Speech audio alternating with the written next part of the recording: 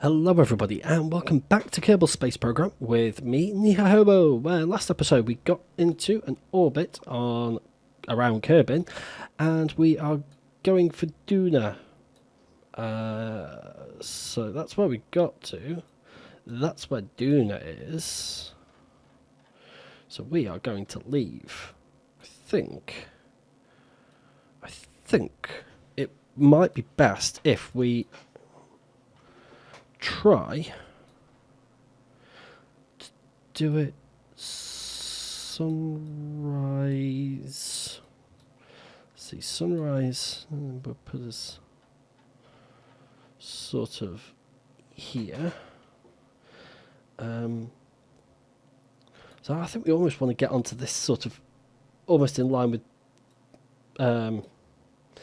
the horizon, the light horizon. To try and get us into a retro bed. I'm determined to get this to work.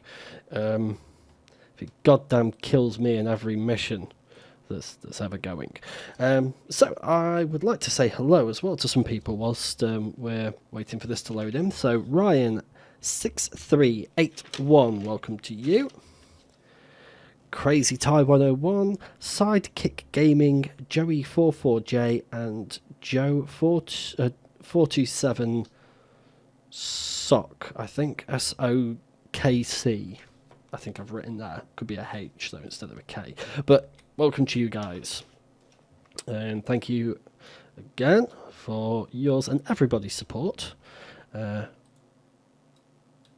the matter of gaming. So let's get out here. So we want to put ourselves way over here is where we want to be, I think.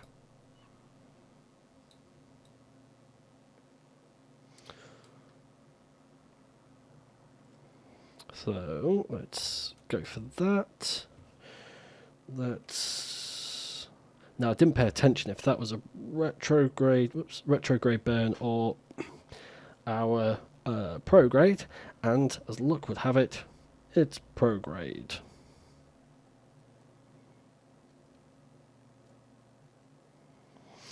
Yeah, those RCS thrusters do make life a little bit easier. Bang. Right. Let's turn those off then. We shouldn't need those anymore. And let's see if this works. See if those crazy bastards down at Kerbal Space Program Mission Control have fed me correct information. In that if I burn here, we should enter into a prograde orbit around the sun. Okay, so we're going to jettison this stage and continue with our pissy little engine. What exploded? Nothing of any importance. We are wandering off a little bit, so we'll just drag that back into line. Excellent. So I also, I think there might be a new update which would be well, it keeps on asking me to update to 0.17.0, which doesn't sound like an update to me, but, you know, whatever. But I don't want to do it whilst I've still got a mission... oh, sorry, that confused me. Whilst I've still got a mission mid-flight. Or, in fact, whilst I'm mid-mission. So...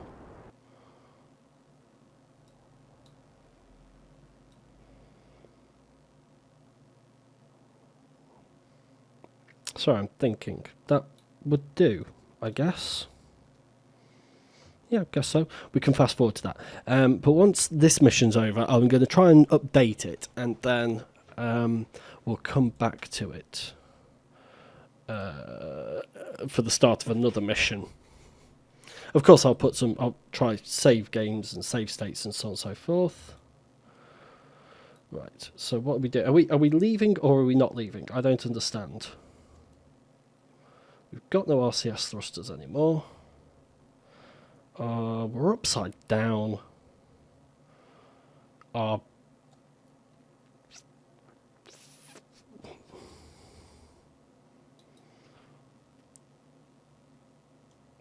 we're all sorts of wonky on this. Jesus.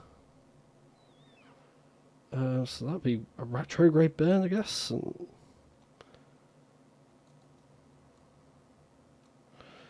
I don't know.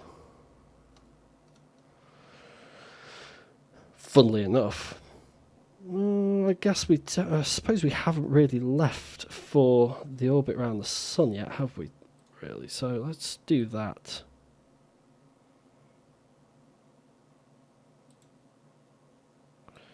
So nothing.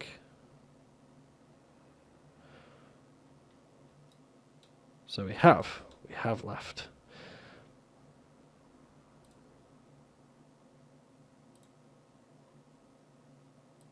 And yet still we are going the same way. So that's disappointing, but we never know these things until we try them, do we?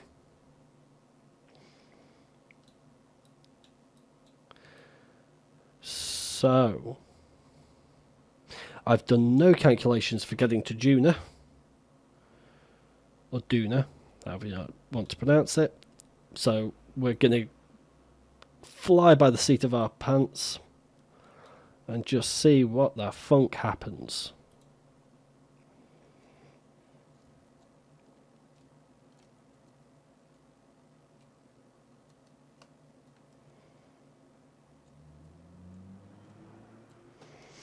Let's go with that burn. So to begin with, we want to get closer, but slightly. We'll go. I wonder if it's worth just going slightly outside of Duna and let it catch up with us, because that's going to take a lot less time to. This is going to take a lot less time than this.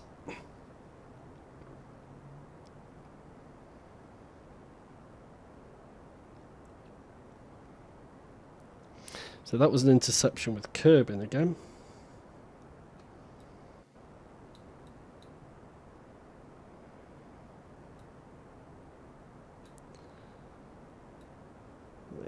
It does orbit, yeah, orbits on a 90-degree plane, so that should make life a little bit easier than the first few attempts to Eve.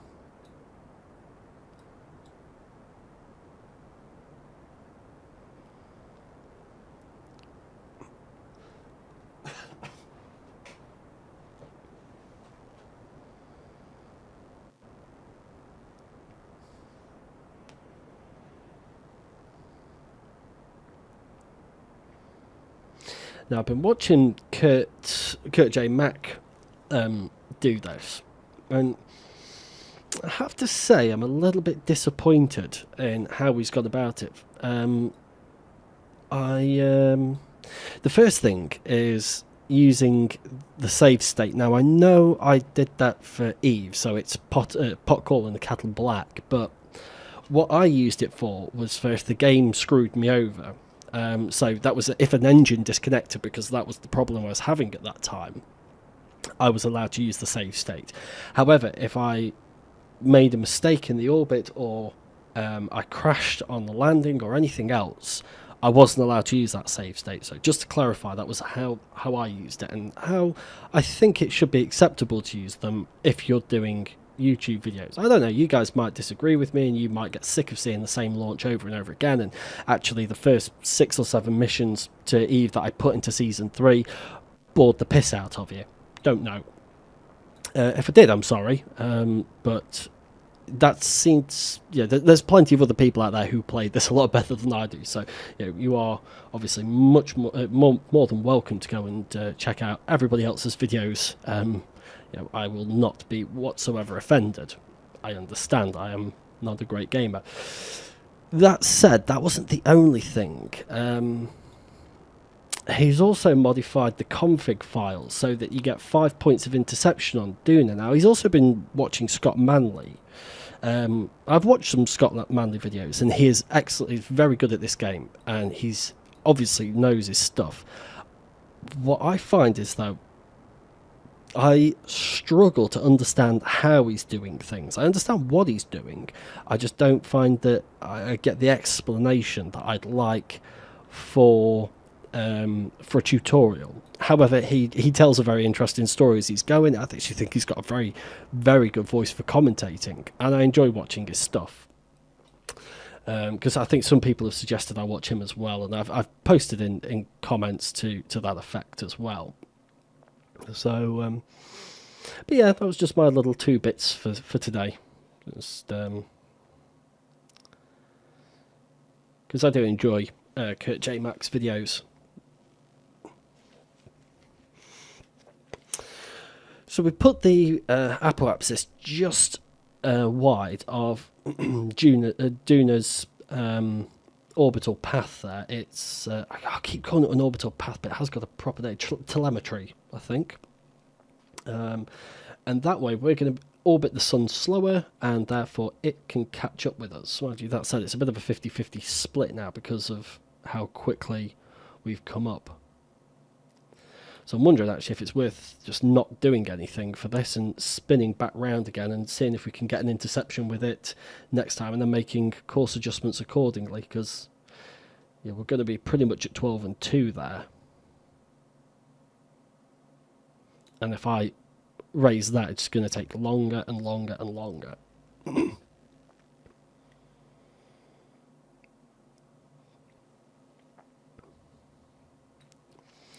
So there's been some, for those of you who like Kerbal Space Program on Facebook, you'll know about some of the stories that they've been posting. Not only about the migration, the server migration, but also stories coming from NASA. There's been a big deal about these potential riverbeds that they may have found, or what's the word? Pebbles that look like they've been moved by large bodies of water over a long period of time, but also then things that look like a 10 kilometre wide estuary. Suggesting that not only would Mars have had water at some point, it would have had a lot of water. I'll put words in NASA's mouth, though. Again, do the research and don't just rely on me for your information on this. But where there's a huge body of water, there pretty much has to be rain in order to circulate that water around. So potentially an atmosphere at some point. That's the first one. That was quite exciting news. I was reading that on NASA before Kerbal Space Program put it up. But the other one that they've found as well, and I haven't finished reading the entire article yet, is about photoing a flare in a black hole with an X-ray camera or something along those lines. I can't say I haven't read the article in its entirety. But it certainly sounds exciting.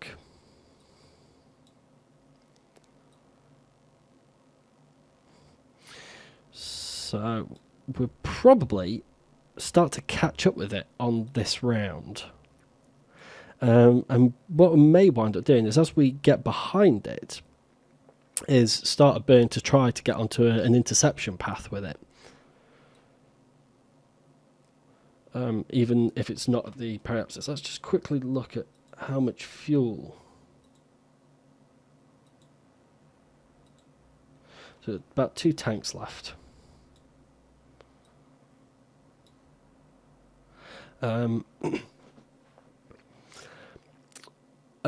Looking at the photos, it didn't really bring out anything remarkable. I know it's a huge achievement, and I'm sure it's going to answer some age-old dark questions about what a black hole is, and so on and so forth. I didn't at that particular moment see a huge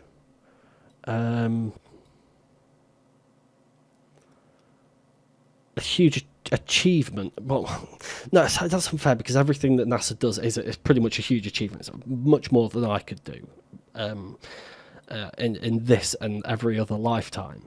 But maybe it's been downplayed a little bit by landing landing a rover on Mars and the Curiosity projects and so on and so forth. But I don't know. It just seemed a little bit. The photos weren't fascinating. I need to finish reading the article to find out exactly what this means and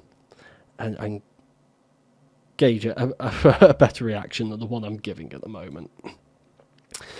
So what we are going to do this time is we're going to hit the apoapsis and see where we land exactly, because we are getting close. And see what sort of course adjustment we need to make here. But I think it's going to involve getting this bigger.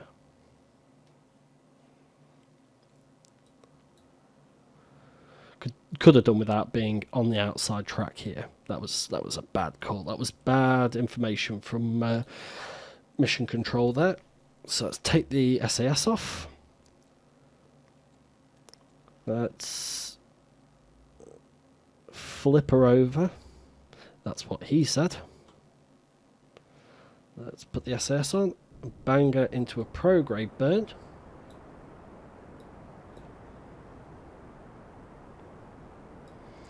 Of speeding uppiness. Jesus, this SAS is shocking. Get settled.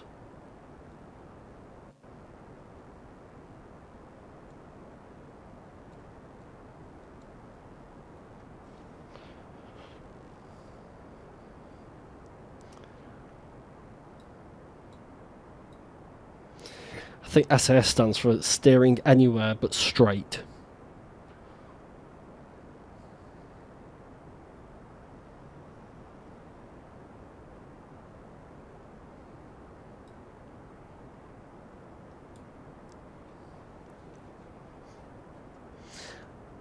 And I'm hoping that it's going to be sort of here the interception comes about.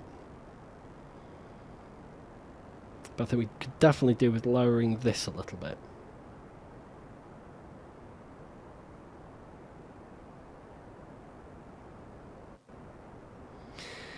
And just to reiterate as well, this is a one-way ticket.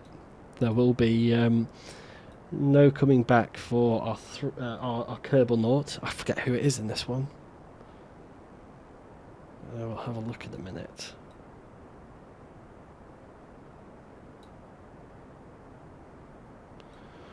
Come on, Duna, give up your secrets.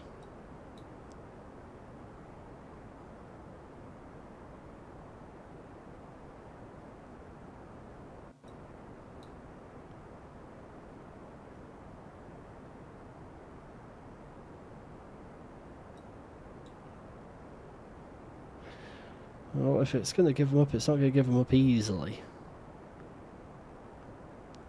The thing is, it looks like you have so much space to play with, but the margin of error is... oh, there it is. Minute.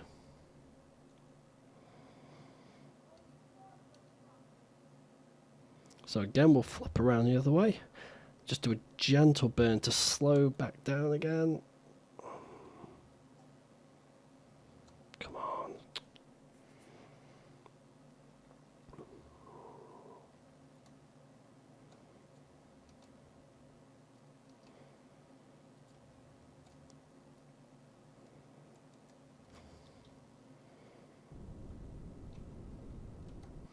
There we go, very nice. So we'll bang a warp on there once the ship's settled down. Excellent. So we're going to be staying this close. Oh yeah, we're going to have a look at who are... It's Seecan.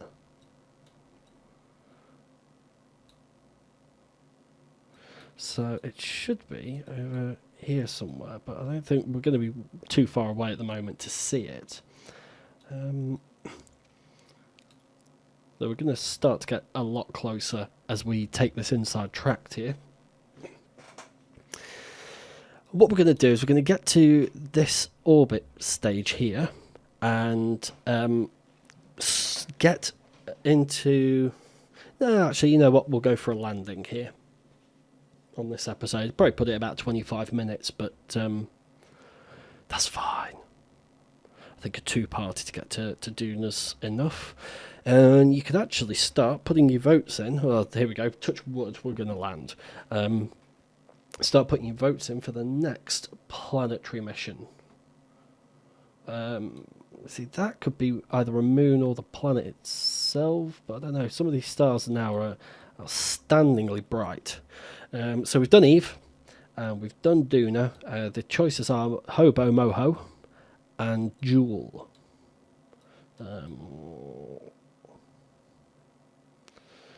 Those are the ones.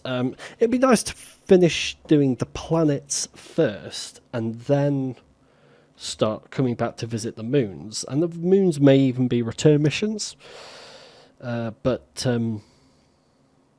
yeah, pop in the comments. Let me know which one you would like me to visit next.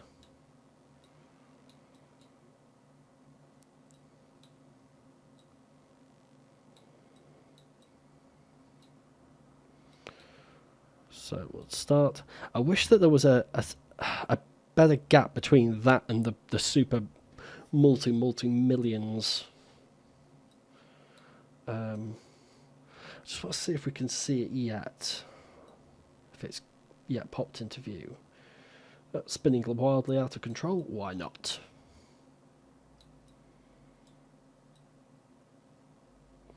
See, yeah, that could be it, and that could even be a moon of it, or another planet entirely. But certainly this sort of constellation here, these two in particular, look like some major planets. Right, so let's...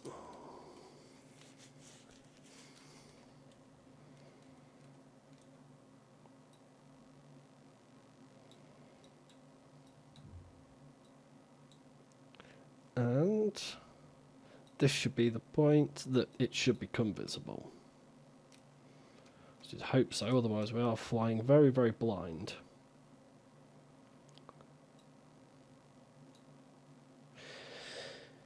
And we should really start looking at pointing towards the sun as well. Mind you, we're going to have quite a while to play with this.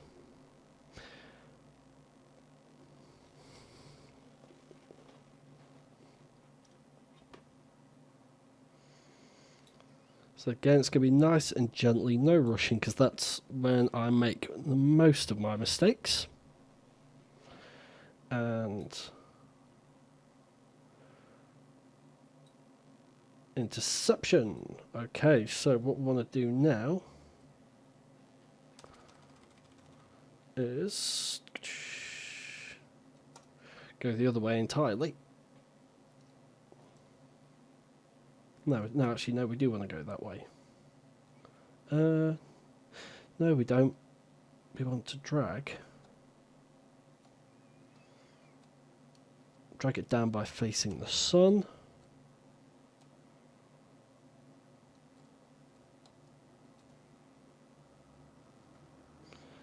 And there's Ike. And probably still, if we're facing that way. Oh, there it is. Is that Duna? I've never seen it before, but I guess it's the red planet, so I guess that would be it. So let's start bringing our orbit down so that we don't get flung off into deep space.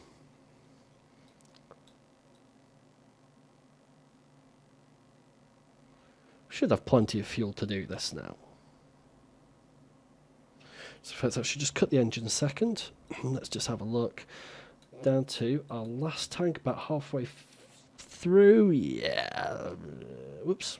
That's not what I want to do. Okay, let's power that back up again.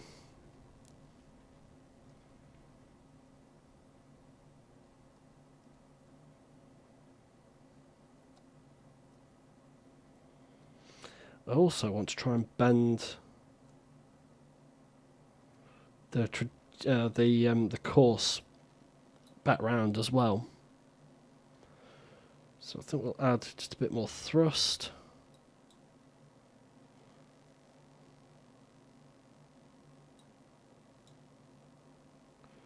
It's starting to flatten out a bit. We'll just cut that for a second. No, where's that gone?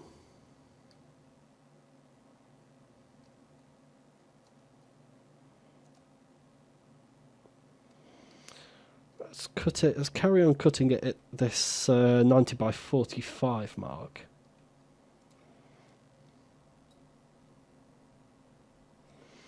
And that's not right at all. So let's drop it, of course, because the 90 is the line that we left and approached on. So we need to slow it down on the 270 by 45.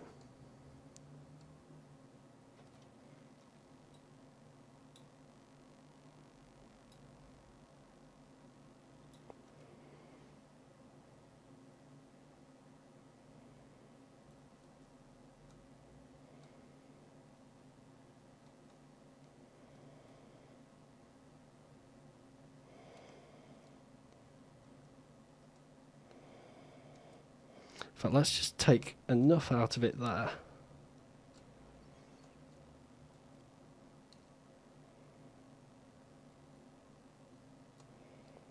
So we're down to 30 meters a second.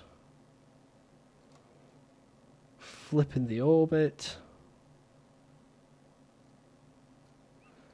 We're slowly starting to gain speed as well.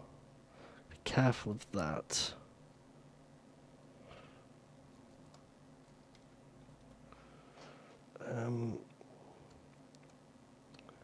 Come around, slow it back down on this 90 mark.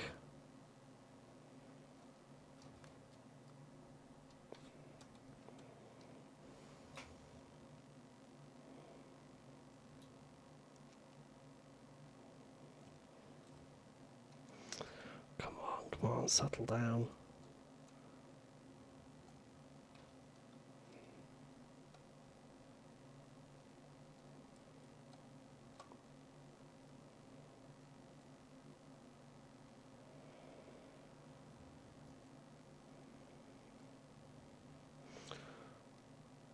Let's just junk it down on its, get its periapsis down.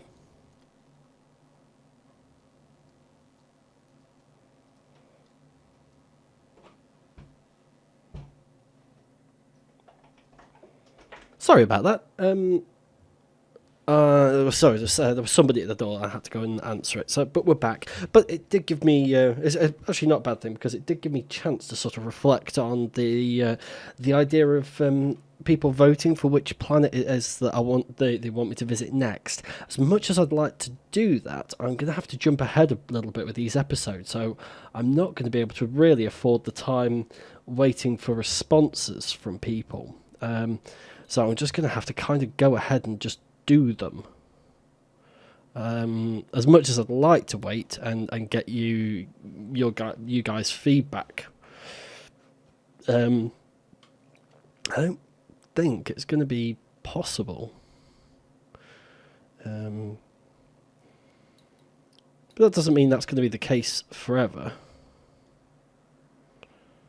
That will change. So, what we need to do now then is start bringing that down. Oh shit. We haven't got...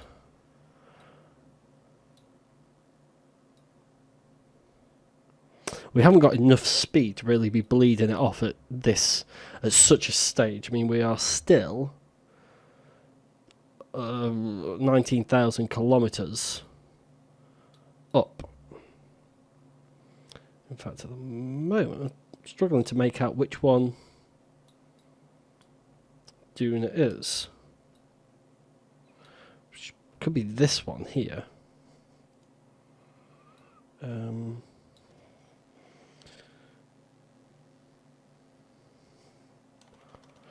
Certainly, if we flip sort of this way. And look down the length. Oh, there we go. There it is. Be the big one that's approaching us very quickly. Well, not very quickly at all. Sorry. Looks like a snooker ball from this sort of range. But anyway, let's go back to the map. It looks like it has poles as well. Not the people, the top and bottom of the planet. You're racist, that's a Polish person.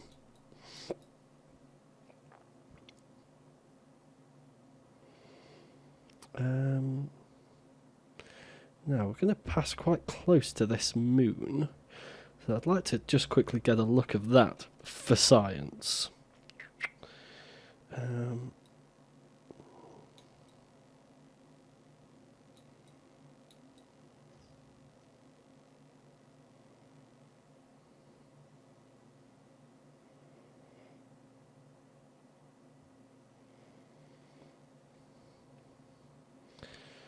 Guess we're not that close then.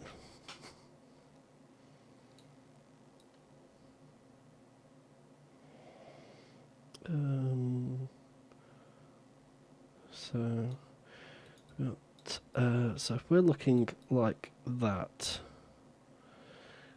then we want the Milky Way. So it should be sort of over here. So maybe it's just out of range, maybe it's too small for us to see from this distance.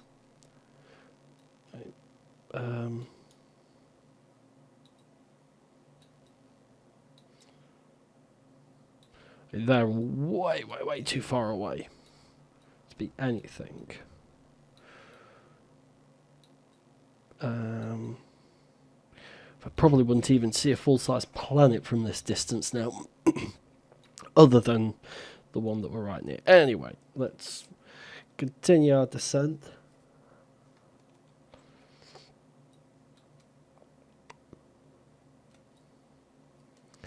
Okay, so at the moment, actually, we're heading for one of the poles. That might be quite an interesting landing site. There doesn't seem to be any, there's like this crater here and so on and so forth, but I don't know, there doesn't seem to be anything super mega brilliantness that I think we're missing by not going here. So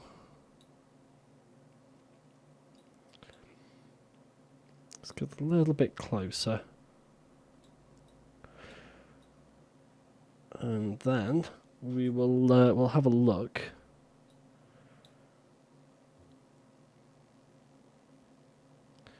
Well, so we're down in the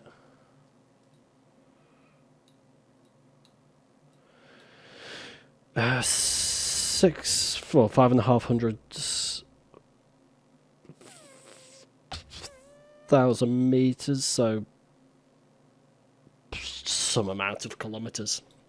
I think we could actually say goodbye to this stage now. So it's been loyal to us, but I think we're gonna disconnect. We'll just. Oh no, that wasn't.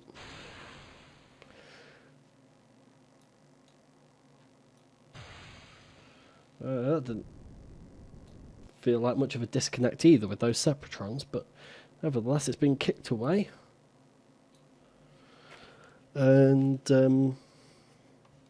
let's see where it is that we're heading to.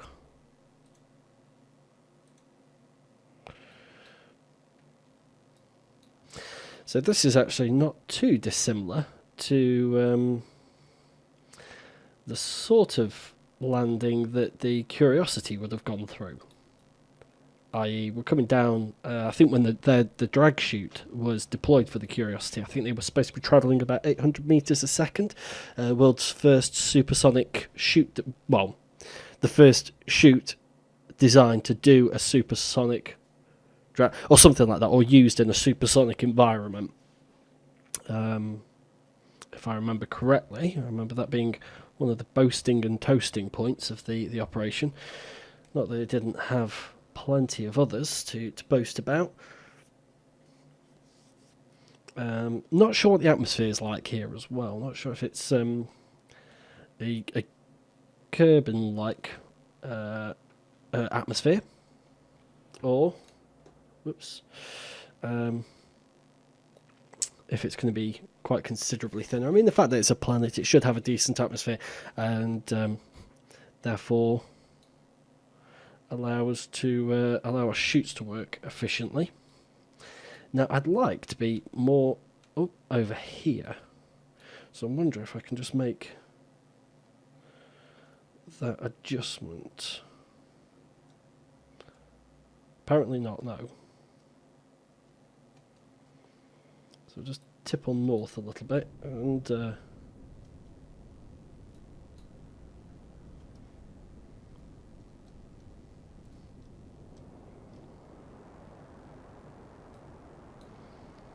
as best I can. And no, I'm not really taking. I mean, we are coming down at quite a horizontal drop, so I'm not going to take too much atmospheric drag into account.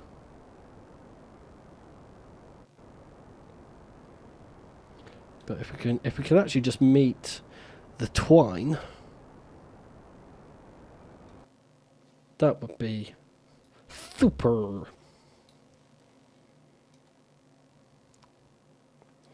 For science.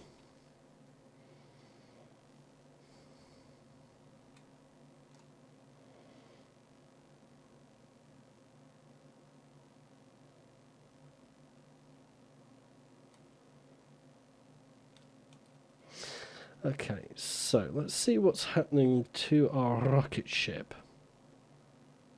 Nothing much at the moment. So that's going to be a retro burn.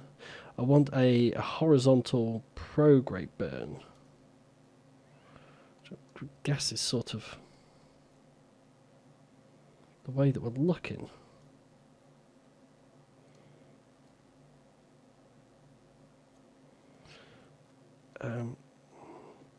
So that would be taking us directly northwards.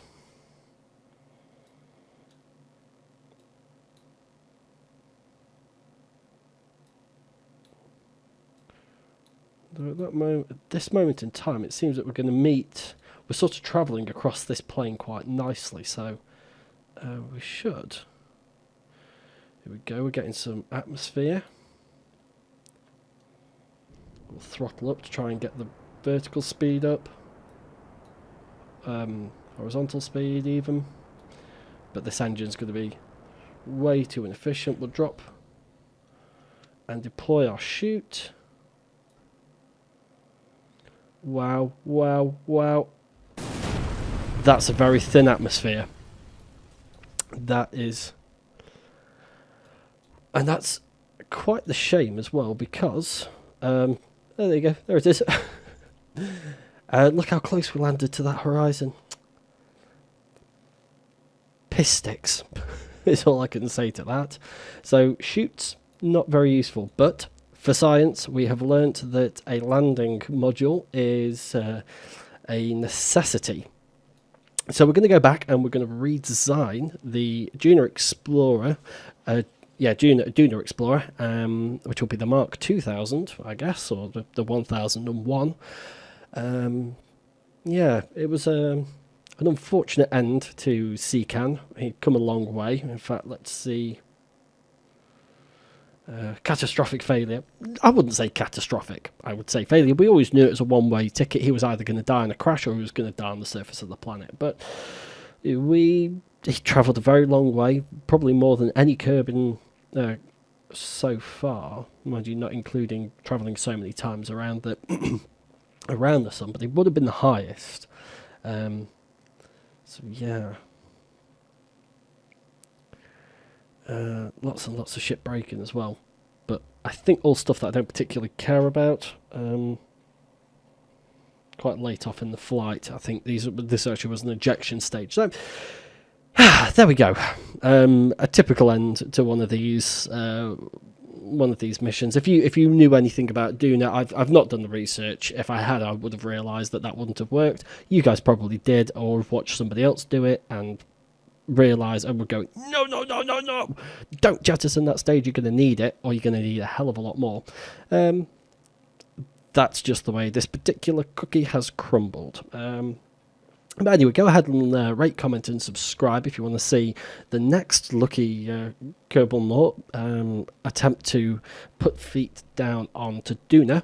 My name is Hobo, and I will see you next time. Goodbye.